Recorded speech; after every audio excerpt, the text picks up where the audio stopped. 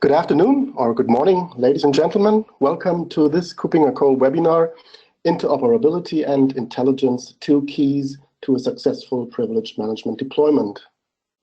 This webinar is supported by Beyond Trust. The speakers today are me. My name is Matthias Reinwarth. I'm Senior Analyst at KuppingerCole.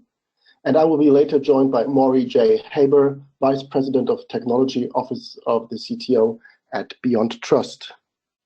Before we start, some information about KuppingerCole, the webinar housekeeping notes, and a look at our today's agenda.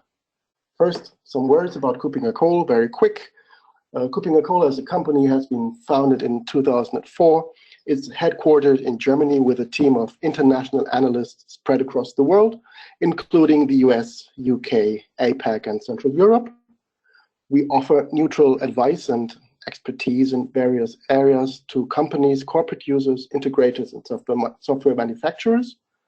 And while IIM was the original starting point, we are now working in the areas information security, GRC, and governance. And generally speaking, we cover all the important topics in the areas concerning the digital transformation.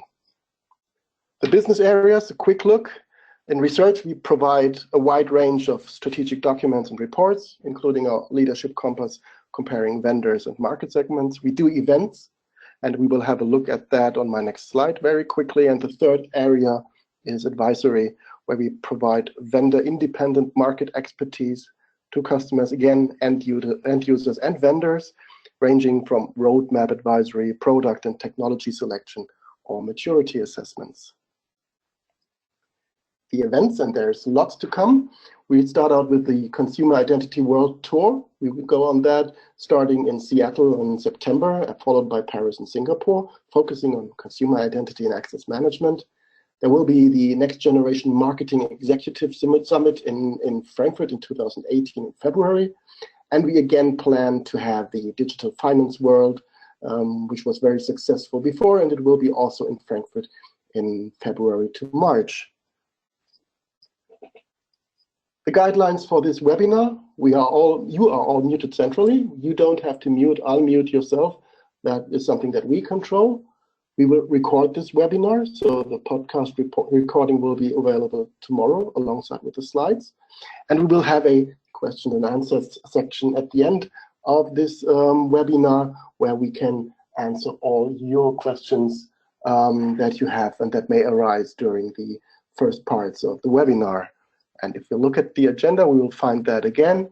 We have a an agenda divided into three parts. And my part is the first part, that is a big picture for a privilege management blueprint. Then Maury will join us for a more in-depth view into designing and deploying a unified and intelligent privilege management solution for the real life. And the third part will be questions and answers, where we can answer your questions in a discussion. And every part will be around some 20 minutes, so that we end up with something below 60 minutes, 1 hour. And you can enter your questions during the complete webinar in the questions panel. And I ask you to please do so, that we have a good set of questions to start with at the end of the webinar with the part 3, the questions and answers. So that's it for the introductory part. And let's start with my first part, the big picture for privilege management blueprint, which gives a rough overview over the area and where we are as of now.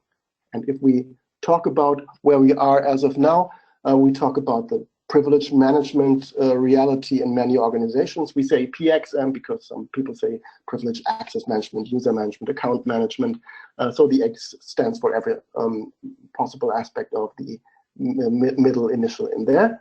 So the good thing is privilege management is nothing new for many organizations. First steps are made. So traditional access management and access governance are in place. Privilege management is understood as a key requirement, which is of importance. And usually there are project-driven approaches to protect some highly critical applications. And these systems that are identified as critical are usually already protected through privilege management solution. But this is in many organizations still the case, so there is room for improvement regarding the maturity. So we have lots of open questions, issues, problems in that area that need to be solved. And here are a few of them, which range from technological aspects to organizational aspects and the overall design of a corporate-wide infrastructure for privilege management. So it all adds up to there is no integrated overall strategy for privileged accounts, and that is something that we consider as very important. And that is something that Maury will show us later on, that there are also products, infrastructures, architectures, which look into such a overall integrated strategy. So how can we improve from there? One good approach is to start with a risk-based approach, to identify priorities and to have a step-by-step approach towards a privilege management. And if you look at that, we will have, first of all, the requirement to have reliable, stable, trustworthy identities and entitlements available. And that is something that is happening in traditional identity and access management. The next step would be local privilege management. So the management of the local access of privileged users and shared accounts, so the typical local admin, is an important access that needs to be maintained on top of that. The next step that usually people try to achieve is privilege management, privilege session monitoring, so that once there is a defined process for getting to sessions in a privileged system, that these systems are adequately monitored, so that people can really give proof and evidence of what has happened during the session, including session recording. If we go one step up within the priorities list, then there would be something that helps in automating, in getting to a more efficient approach towards session monitoring, that is anomaly detection. So we identify something that is normal so that we can help identifying what is considered not being normal, which is an anomaly that we need to detect. So we're really looking at user behavior, and that might also be, of course, privileged user behavior. The last point that people want to achieve, and that is most probably a later step, is meaningful audits, to get really to the information that you need to provide meaningful audit information to regulators, to internal audit or external auditors. So really understand what is audited and why. Some people want to have access to that, and give them what they want to have access to. Another dimension of that is what we consider the evolution of privilege management. These products are around for quite a while, and they have evolved from traditional product offerings, which are displayed as of now. So it's the typical functionality that we consider as related to privilege management. And it starts with identity provisioning into systems, but it also includes application privilege management and password vaults to make sure that passwords and SSH keys are stored adequately, privileged single sign-on, enterprise single sign-on, and a general access governance. That are all aspects that are typically covered here. But if we look into recent developments of privilege management, other aspects have been added also to privilege management products. That includes adaptive authentication, so that there might be the requirement to step up the quality of an authentication process in case some more critical operations are trying to be executed. Session monitoring and recording has been mentioned before, but this is something that has been added recently. And also session monitoring and recording is something that ends up in privileged user behavior analytics, so that we can really apply the access governance, access analytics methodology also to privileged access on top of session monitoring and recording. And the last point that is to the below privileged elevation management is also the inclusion of the possibility to increase or reduce access rights dynamically. So these are trending topics that are added to privilege management quite recently. So the product scope of privilege management has changed as well as the requirements have changed, and as well as hopefully the maturity changes of organizations deploying privilege management. If you look at that from an architecture point of view, so from an architectural landscape point of view, we have core features which are included in many of these products. And they include, as mentioned before, shared account password management and session management, ranging from monitoring to recording to forensics.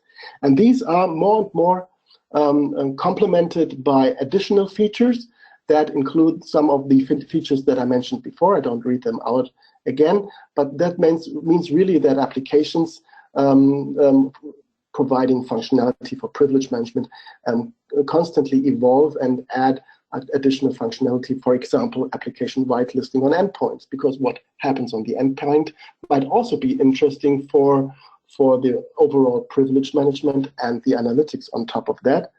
And the second part is those landscapes also include the topic of integration. Privilege management is not only a standalone solution that works on its own and has a limited scope, but this is not true. Privilege management needs to be well integrated into an overall enterprise architecture that goes beyond the pure privilege management or pure IAM. It also goes, for example, to the aspects of log management, SIEM, and RTSI, real-time security intelligence, taking part in the Security Operations Center, and lots of more possibilities to provide information from the privilege management into further connected systems. One aspect that we consider very important is that we apply the key security by design principles, a concept that has been presented for many years, and which is also underlying principle of the upcoming GDPR.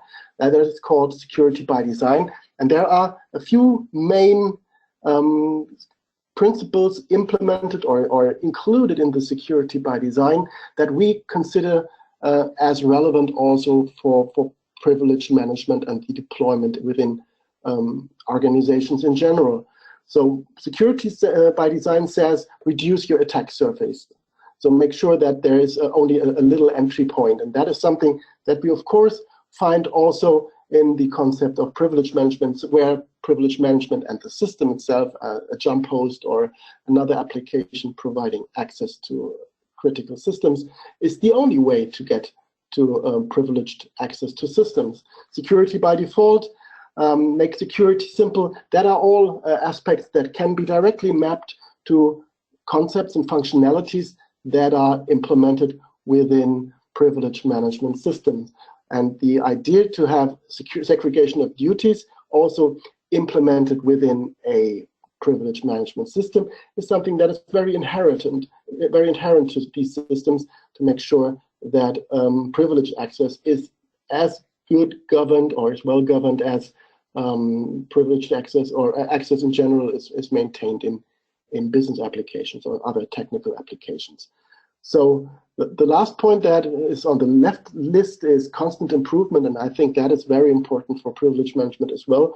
So to understand what happened during a former security issue or a former data breach can only help in improving the information as it is used for privilege management as well. So to really understand what is required to prevent something like that happened last time from happening again. So learning from earlier phases, feeding back to constantly improve detection is something that is very important also for privilege management in general. So I'm already coming to my final slide, and that actually sums up also the title of this webinar, because we think the next generation of a privilege management architecture or design is something that includes two major aspects, not the only important aspects, but two real important major aspects. And this is interoperability, as mentioned before, and intelligence. So if we look at interoperability, that is something that I touched upon before, but this is really of importance. Privilege management plays a key role in modern system administration and system security. So that needs to be well integrated within an existing infrastructure and systems that people might not have considered in context of a privilege management before, but this is very important to get this connection made. So the integration to cybersecurity is something that I mentioned before. The integration to SIEM and RTSI is of course of importance. There's valuable information available within privilege management, and of course that is something that can be used there as well. Detection of attack vectors, of actual breaches that can be considered in cybersecurity approaches in general. The cloud is something that needs to be well integrated into privilege management as well, because more and more infrastructures are deployed in the cloud, and so privileged accounts in the cloud need to be managed ideally just the same way as they are managed within the traditional on-premises privilege management.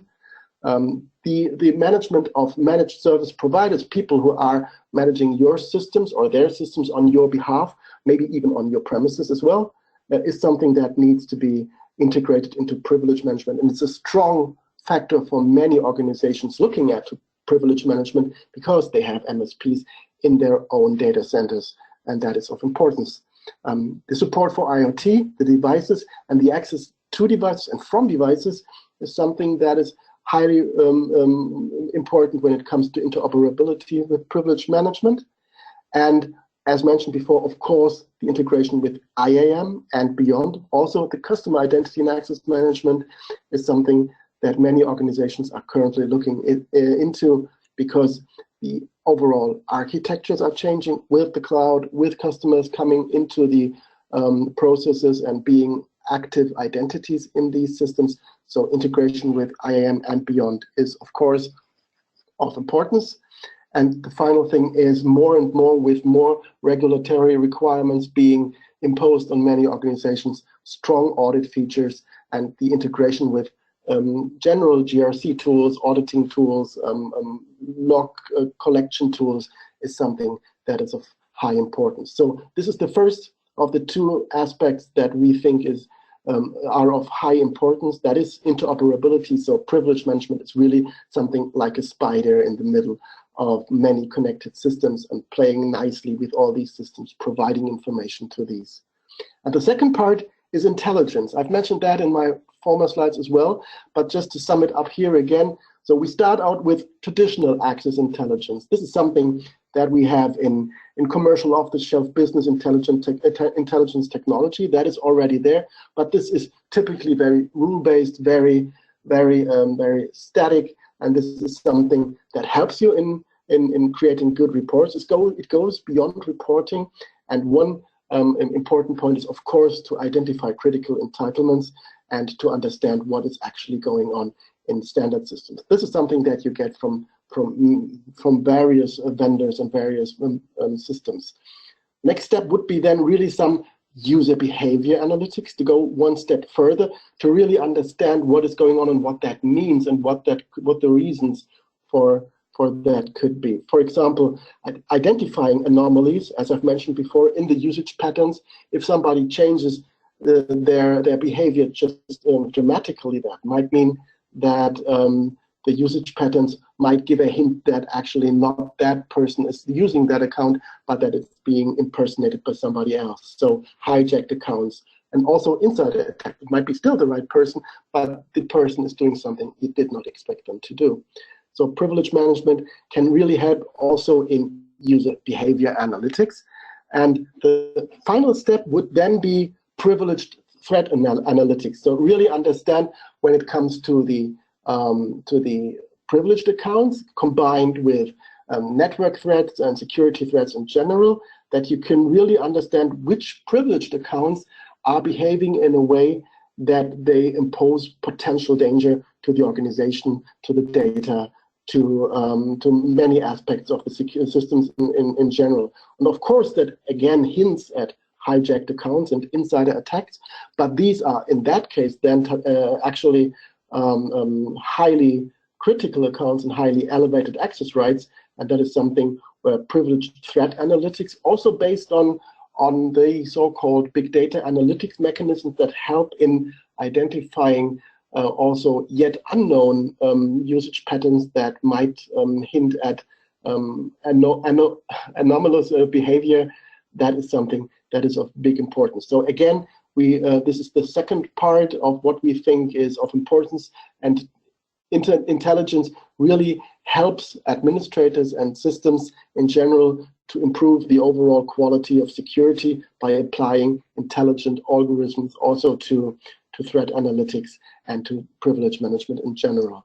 And with that having said, and pointed out that interoperability and intelligence are two important aspects of the overall privilege management of a next generation, I would like to hand over to Maury J. Haber. But just as a reminder, in case you have any questions regarding my talk and the talk that Maury will now present, please enter your questions into the questions panel of the GoToWebinar software so that we really have a good basis to jump into the Q&A session right after Maury's presentation right now. So I would like to hand over to Maury. Thank you, Matthias. Very much appreciated. Good morning, good afternoon, everyone. I'd like to talk to you a little bit about Beyond Trust and how we can help solve the problems that Matthias has outlined in his presentation. He actually covered it really well in terms of core, intelligence, interoperability. But I want to take a step back as to who is Beyond Trust, what we believe in, and really the problems that we're trying to solve in everyday business that we need to think about first. It's one thing to understand we need identity and access, we need privileges, we need session. But why, after all of these years, is this becoming so important? Because the space has been around since practically the early 80s. Beyond Trust as a company delivers cybersecurity software focusing on privileged access management, vulnerability management, and threat and behavioral analytics. When Matthias talked about core, we'll mention how core is so important to privilege. It shouldn't just be about passwords. It shouldn't be just about least privilege or Active Directory bridging or change auditing. It shouldn't be about just running a vulnerability report and then giving it to another team to patch, because we already know, based on the latest ransomware breaches, that's not working. How do we make core these two fundamental technologies so that you can make decisions on privileges based on the risks of assets and applications and other nuances in your environment that would tie into governance or SIM solutions? And then looking at that needle in a haystack, threat and behavioral analytics to help you understand intelligence, whether it's explicit time-based behavior, something that's trending over a vast period of time, or even helping you to conduct threat hunting, finding that adversary within your environment who's been there for a long period of time and you just don't know about it. So let's talk a little bit further about first insider threats. To date, the worst insider threat most companies have ever experienced just hit the news again yesterday with Petya. You might be asking, how is that an insider threat? Step back as to how Petya and WannaCry have become so successful. It was the breaches themselves at the NSA that revealed zero-day vulnerabilities, Eternal Blue and Double Pulsar, leaked via Vault 7 and shadow brokers, that now have been weaponized by threat actors, turned into ransomware, and now used on the outside. The insider threat of someone in the organization within the NSA stealing that information and leaking it out is why we have so much trouble today with ransomware of those two classes. Now, insider threats can be intentional, unintentional. They can be completely malicious. Most of the time, it's someone that doesn't even know they're doing something until it's too late. But it could also be the person that's leaving the organization that wants to steal information for their next job. But privilege abuse was behind 81% of insider misuse incidents, according to Verizon in 2017. And that can be anything from excessive privileges to passwords that are reused to attacks and accounts that were hijacked by users. We have to understand that insider threats represent the biggest problem, because something as simple as one person stealing sensitive information from a government, I know that sounds crazy, could turn into the ransomware that we're dealing with today. It leads us to the external hacking problems. Well, ransomware is a great problem, but we still see this every day. whether it's the SWIFT network compromises, whether it's compromises of ATM machines, doesn't really matter. This is an outside adversary, an outside threat actor attacking our resources with web applications, phishing, ransomware, and other techniques for nation states, for hacktivism as a part of crime rings. Their end goal normally is disruption and money. Here in the US, we're talking about it every single day with potentially a nation state that tried to hack our last election. It's not something we're all fond of, but we also know it's occurring in other nations as well. The point is external adversaries are after our systems, and almost every attack vector needs privileges in order to be successful. There are very few that don't, maybe a SQL injection, but then you could argue, you know, the tables weren't properly secured. Almost always you need privileges. You need privileges in order to move. You need privileges for lateral movement, to run programs that you shouldn't, to access a database, or even scrape memory. Privileges are always a part of it, even external. And it's one of those things that external actors need in order to be successful. Then finally, the hidden threats. This is where threat hunting comes in, where a threat actor may have a persistent presence in your organization. It could also be due to an insider slowly stealing information and leaking it out. It's what's going on in my organization that I just don't know about. Many times it's behavioral. It goes back to Matthias's conversation about intelligence. We need to know what we don't know. We need to find that needle in a haystack. We need to look at patterns and unusual behavioral patterns to find those hidden threats. Because even back to 2015, average breach time was 256 days. Hasn't changed much in modern time. That means those threat actors are within our organization doing something malicious. We just don't know anything about it. Now, if you take those three scenarios, they boil down to three use cases. Employees and other insiders have unnecessary access. Straight up, too much privileges. You gave admin privileges, you shouldn't. Just give them access to that. They can do whatever they need. But what else do they have access to? And that doesn't matter if it's an employee, a vendor, or a contractor.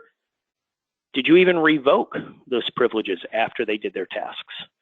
Are you performing any type of attestation reporting to see what they did or see what access they do have? Part of that is identity and access governance. Part of that is privileged access management, because many applications don't have fine-grained controls. So you have to layer privilege on top of identity and have them work really close together to be able to solve this type of problem. Now, if you think about your own privileges, your own rights, or even your boss, should your boss be an admin to the mail server? Probably not. That's for a special team. Should they be an admin to Office 365 or Box or anything else? Probably not. We generally give more privileges than we should. We have to start thinking the other way, only giving it when it's needed and making it accountable for what they have and when they have it. The second is credentials are shared and unmanaged. Simple example, we deployed a ton of routers, ton of switches. We made the same root and admin password on all of them. It was easy, right? Shouldn't. Everyone should be different. They should not be shared. They should be not written on a Post-it note. If you have to communicate it to somebody else, they should be rotated. Passwords are your passcodes. They're not meant to be shared. They're meant for your usage. They're tied to potentially something you or a threat actor impersonating you could do malicious.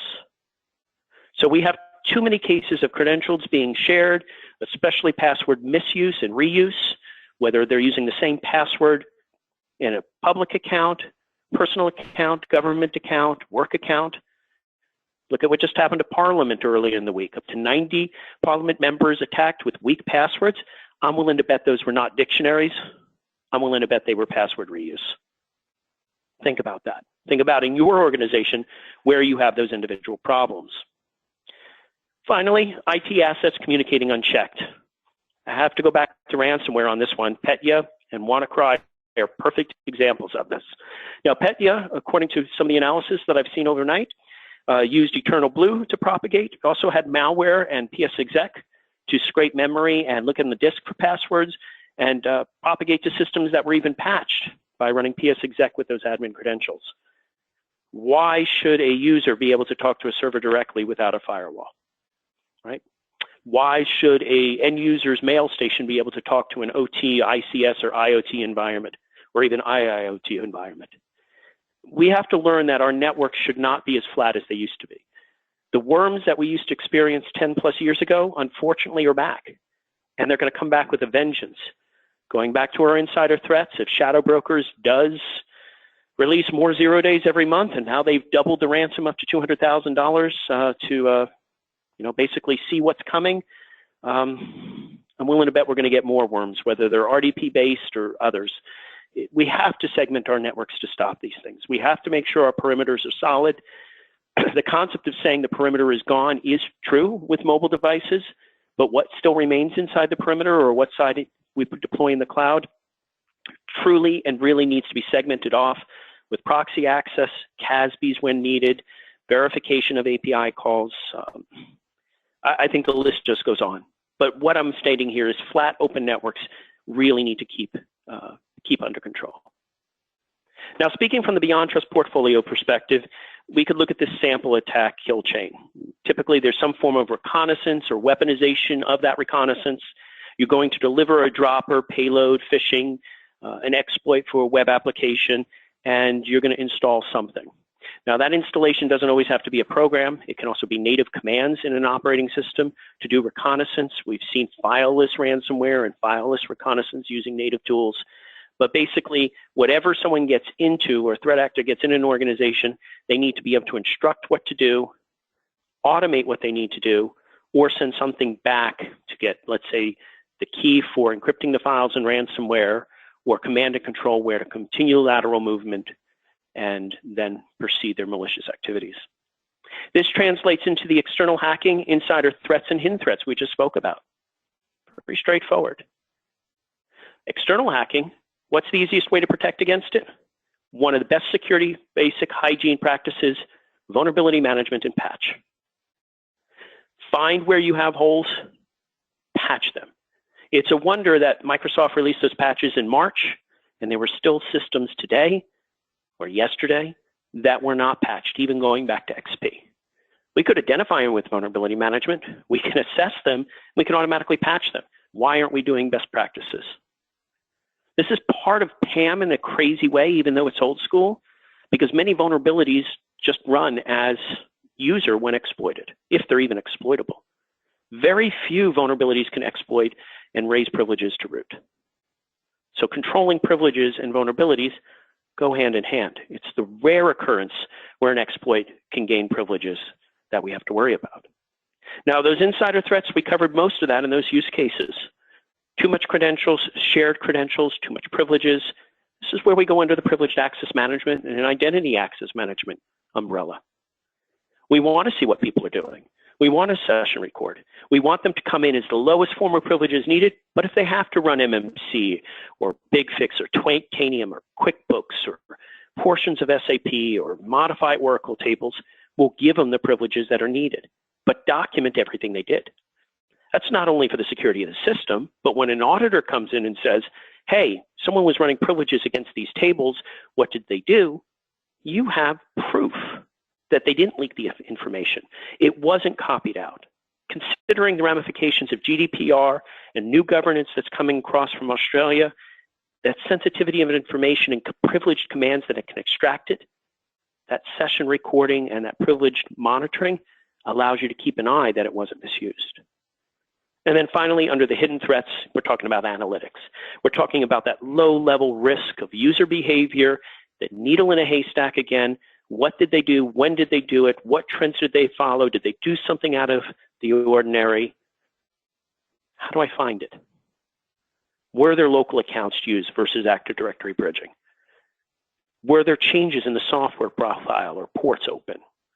Finding those hidden threats, again, is not only user behavior based, but it's the characteristics of a system, the gold disk perspective that we used to use or talk about for vulnerability management applied to user behavior. For example, user X ran privilege commands X, Y, and Z. The system now has a different profile with software, ports, or even processes, what was the risk that was introduced?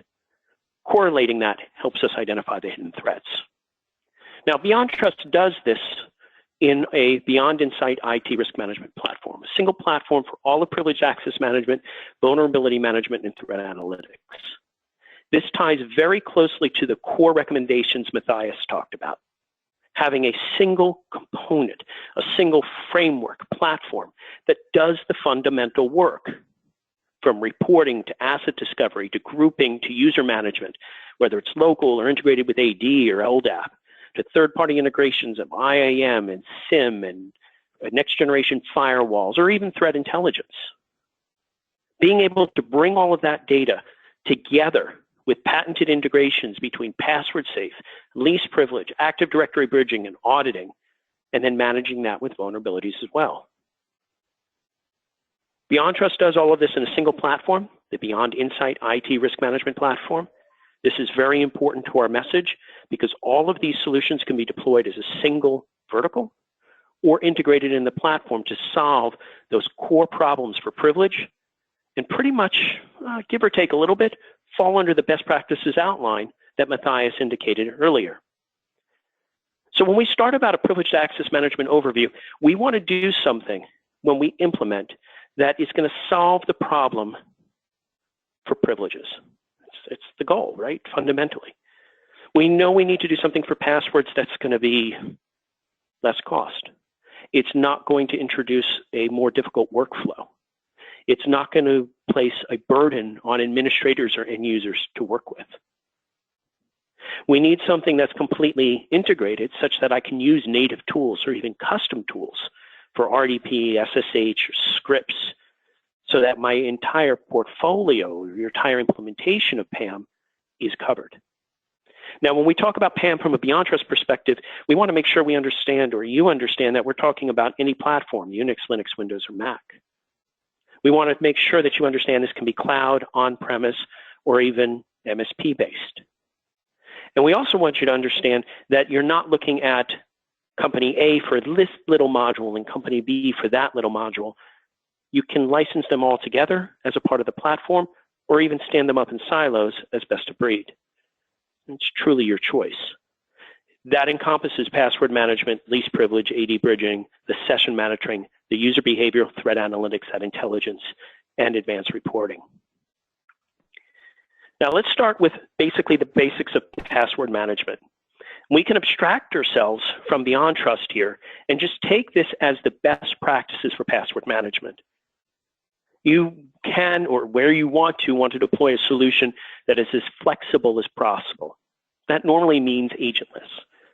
You can use agents to get a deeper dive, but you want something that's going to sit in the middle, provide the proxy technology for password management, rotating check-in, check-out, session recording, APIs, to do the work without affecting other production systems or even systems that you may not even be able to modify. That includes ICS, OT, IoT, etc. So think of password management as a black box, an appliance with high availability, working in the cloud from a marketplace or on-premise that's going to do password rotations, check-in, check-out, attestation, session recording, application to application, calls, everything that you need. That's what password management is about. It's not the end user typing in a password and storing it somewhere for later retrieval. There's really not much difference than them writing it on a Post-it. It's just doing it electronic. But having it rotated where the end user never knows it, never sees it, and every time they do use it, it gets changed, or they do need it, it requires a manager's approval, and when they're finished, it gets changed automatically. That's password management. There are tons of solutions out there that enterprises are using for personal use on your work computer here. Store your passwords here. That's not what we're talking about.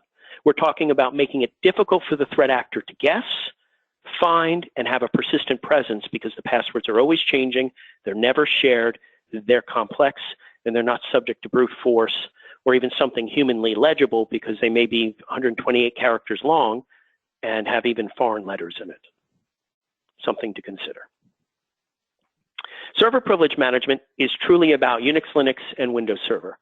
This is everything in the least privileged side to saying, I'm going to allow an administrator or a help desk to come into a server, and I'm not going to give them admin rights. The question becomes, how do they do their job? You specify what they have access to. For Windows, it would be something like services. So a help desk could cycle a service. For a database admin, they might have full control of Oracle, but as soon as they start running commands, everything gets recorded in an IO log. All their scripts are checked for malicious commands. Everything is documented. Everything is searchable, and everything drives that user behavior model that we talked about before. Now, there's one thing about this that makes it a little bit more complicated, and that's DCAP, data-centric auditing and protection. When you do give admin rights to a box, to a user, whether that's through password management or even server privilege management, they have access generally to the file system or can run commands that would give them control or ACL control to the file system.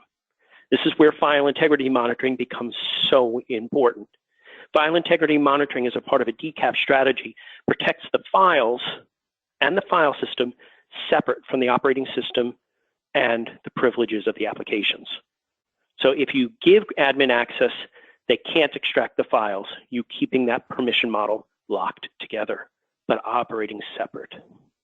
You have to make it simple. The end user should never know that this is occurring, knowing that, hey, I'm not going to allow them to run this command because there are vulnerabilities until it's patched, because if they do, I might be exploited. True for Windows. I'm not going to give Adobe Acrobat admin privileges or certain other programs admin privileges because I know of threats in the wild. All of this should be brought back, analyzed, keystroke logged, and brought into an intelligent reporting system and threat analytics. Now, the end user problem is a whole different mess. We got to deal with Windows going back a long time, and we have to deal with Mac, potentially going back for a long time. If we look at our recent ransomware propagations, we just discussed that they were using Eternal Blue, double pulsar, scraping memory. How do they get to the next machine? Not patched, known vulnerabilities, and admin access. Well, end users should never be logging into their machines as an admin. That's one of the first steps we must do, is remove all those rights. But we hear the complaints. I can't change my background. I can't change my system clock. If you use least privileged tools on the desktop correctly, they can still do it. They won't even notice the difference. And then when sensitive programs are run, let's say help desk remotes in to check a certificate, you do that same type of session recording and keystroke logging to look for bad user behavior. What we want to do is get rid of admin rights, because most malware needs admin rights to install. Most malware fails under application control. We've seen this for years as well. But why can't application control be a part of privilege as well? We'll give privileged access or even strip out all privileges, but still let it run just to satisfy the task. Making it simple, accountability, understanding what risks from vulnerabilities or other threats may be present when giving privileges, getting reporting, all of that. But most importantly, it's got to be completely transparent to the end user, or with minimal changes to their workflow. Because if you make them jump through hoops, they're going to push back, and a least privileged solution is going to fail, or even the removal of their own admin rights. With tools from Beyond Trust, we can help solve these problems. And finally, vulnerability management. I mentioned basic cybersecurity hygiene before, how important it is. It's that important. We're not doing it well. We've had this for years, going back to 1999, actually, when the first vulnerability management tools came out, Retina and Nessus. We have the reports. We just don't do anything with them. We have to patch everything. The days of only patching servers, not going to work anymore. We have to patch our endpoints. We have to do it for third-party applications, and we have to do it in a timely manner. But it starts with vulnerability management. Understanding the assets that are out there, regardless of type, desktop, server, IoT, infrastructure, doesn't matter. What are the known vulnerabilities? What is the recommended mitigation? And using tools like vulnerability assessment scanners to prove segmentation is enforced. And lateral movement cannot occur from one segment to another. Now, from a Beyond Trust standpoint, we've talked a lot about endpoints, hidden threats, risks, etc. We partner with a lot of vendors to make this all work.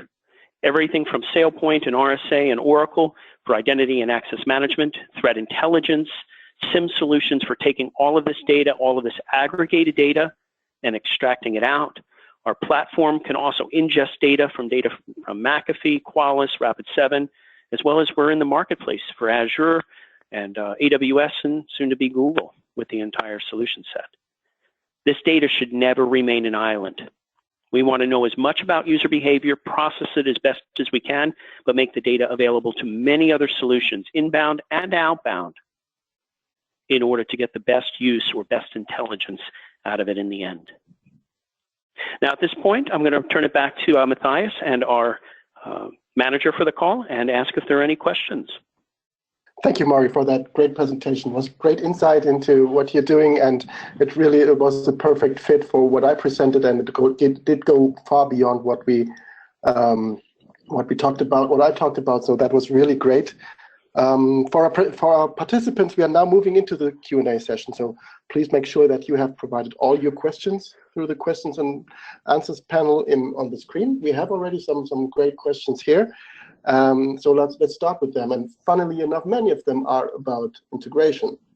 So maybe I start out with one question for Maury, and that is the topic of cloud. You've mentioned that slightly, but how do you integrate with cloud when it comes to privilege management? What is your approach towards privilege management in the cloud? Is that an integrated approach as well? That's a really good question. Matthias, I think you highlighted the importance of cloud in your part of the deck, and we recognize that as well. At BeyondTrust, we have a three-pronged strategy for cloud: into the cloud, on the cloud, and out of the cloud. We'll start with in the cloud itself. We offer our platform, the entire platform, as I mentioned, in Azure, AWS, and soon to be Google. That means it uses bring your own licensing from BeyondTrust. You pay for the runtime and you can run the platform in the cloud.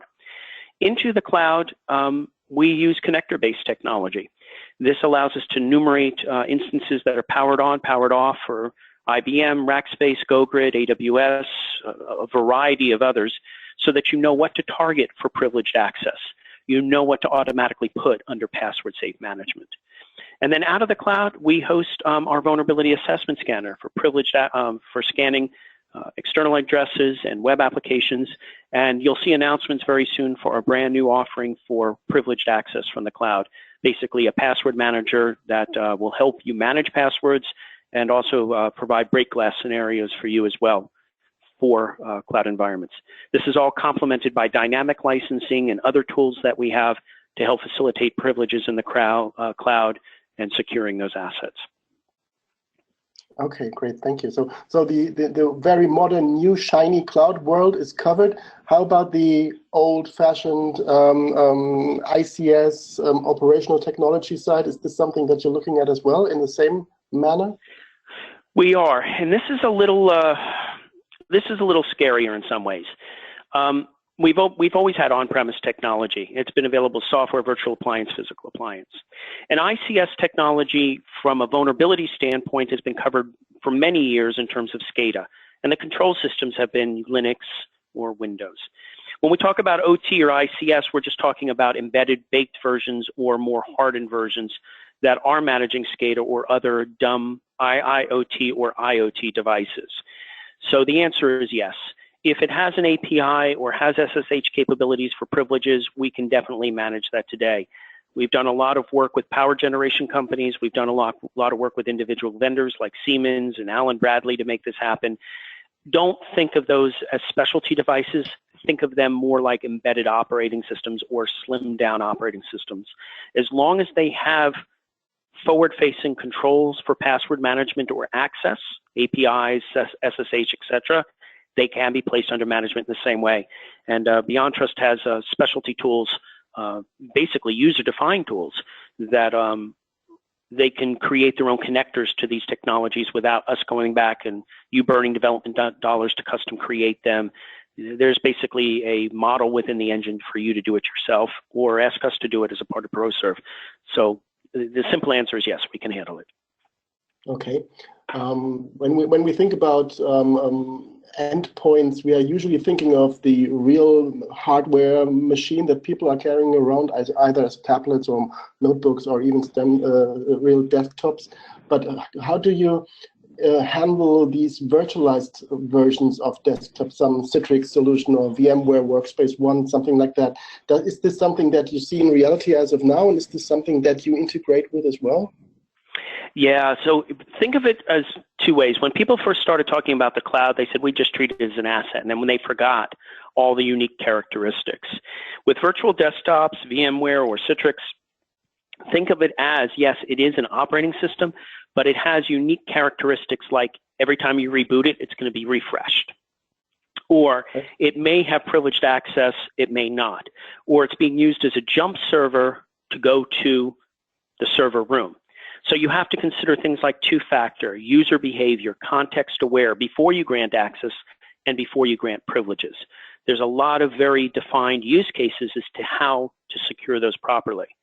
Beyond Trust's agent technology and password-safe technology can work and does work very well in those environments to help understand the context, the location, the two-factor, the workflow, making sure a ticket through ServiceNow has been published, and make sure that that workflow is secure versus going, oh, I have a key and I have two-factor, I can hit my Citrix box from anywhere.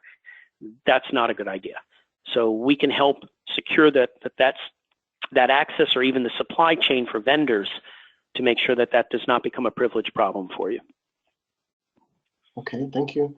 One thing that I mentioned in my slides as well as the first priority or the first prioritization step was IAM, Identity and Access Management, and you mentioned that as well as you integrate with these solutions as well. If we take one step back, the dividing line between classical, traditional IAM, Identity and Access Management, and Privilege Management, and the interrelation between both.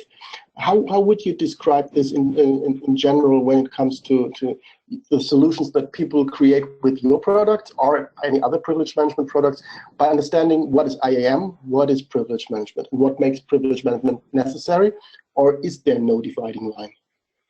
There is a very firm dividing line, but think of it as a very thick gray bar.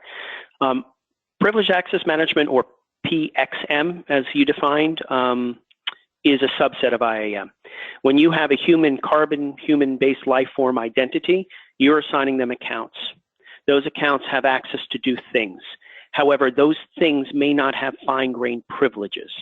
So if you grant administrative access to, again, go back to a Windows server, you're an admin, you can do anything. But what if I wanted to deny certain things? Or let's say I even give you guest access but want to elevate certain things. Native operating systems from Unix, Linux, and Windows do not have that fine-grained control, nor do they have the capability simply to record everything. This is where that big fuzzy line is. I need granularity to get to privileged access management. Now, Microsoft has introduced tools like Gap Locker and Device Guard. They still don't go far enough. They don't do anything for file integrity monitoring. They have nothing like keystroke logging. They just don't. But they do have things like LAPS, which justifies PAM in the first place. So think of it as, yes, I need to take an identity, translate it to an account, and then I need fine-grained controls. That's PAM. Identity and access is the translation of the identity to the account.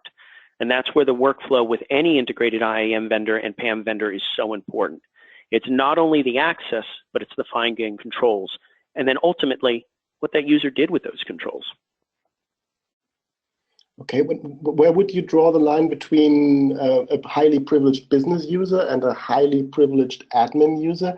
Is there a dividing line? So when somebody in SAP has highly elevated access rights, is this something that you would consider to be an IAM issue or a PAM issue? I would consider that to be both.